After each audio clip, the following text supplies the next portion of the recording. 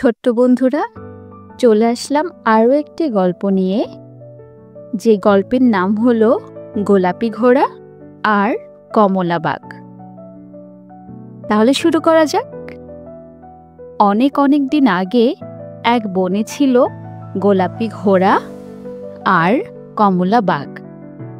তাদের গায়ের বাহারি রঙের জন্য সবাই তাদের চেনে ও জানে। আর তারা নিজেরা ছিল চমৎকার দুই বন্ধু। তারা দুজনে মিলে মনের আনন্দে খেলাধুলা করে ও গান গায়। অনেকেই তাদের হিংসে করে। বানর তো একদিন বলেই বসে, ঘোড়া আর বাঘ তো দুই ধরনের প্রাণী, তারা আবার বন্ধু হয় কি করে? কিন্তু এসব কথায় তারা কান দেয় না। ঘোড়া একদিন বাঘের বাসায় বেড়াতে যায়। বন্ধুকে ঘরে পেয়ে বাঘ মহা খুশি। ফ্রিজে যত রকম মাংস আছে সব বের করে ঘোড়ার সামনে রাখে। কিন্তু ঘোড়া তো কিছুই খেতে পারে না।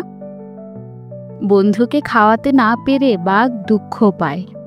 ঘোড়াকে বলে, চলো তোমার বাসায় যাই। এবার বাঘ আসে ঘোড়ার বাড়িতে। বন্ধু এসেছে তাই অনেক খুশি হয় ঘোড়া। খেতে দেয় ঘাস, লতা পাতা আর ফলমূল। বাঘ তো জীবনেও এসব খায়নি, ফলে দুজনেরই মন খারাপ হয়ে যায়।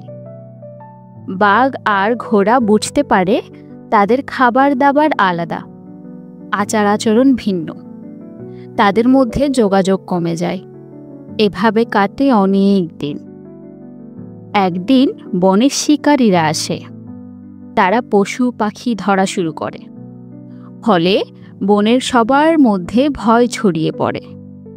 সবাই পালানোর পথ খোঁজে। পালাতে গিয়ে শিকারীর ফাঁদে আটকা পড়ে বাঘ।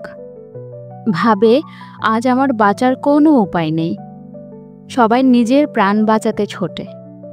অন্য কারো খোঁজ নেওয়া তো দূরের কথা, কেউ কারো দিকে ফিরেও তাকায় না।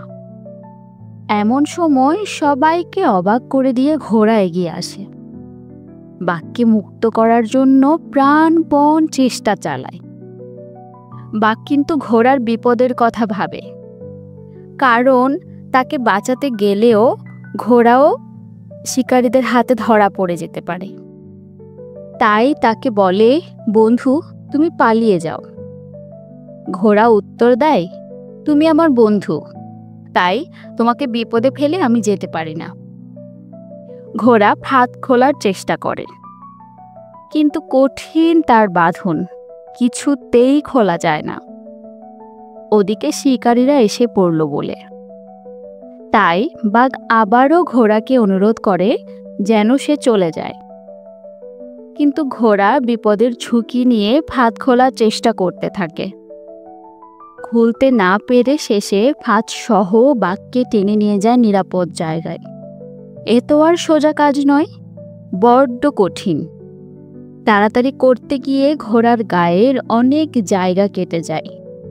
সে যে কত ব্যথা পায় তার হিসেব নেই। তবে শিকারীরা কারো নাগাল পায় না। বাঘ বেঁচে যায়, কিন্তু ঘোড়া অসুস্থ হয়ে পড়ে।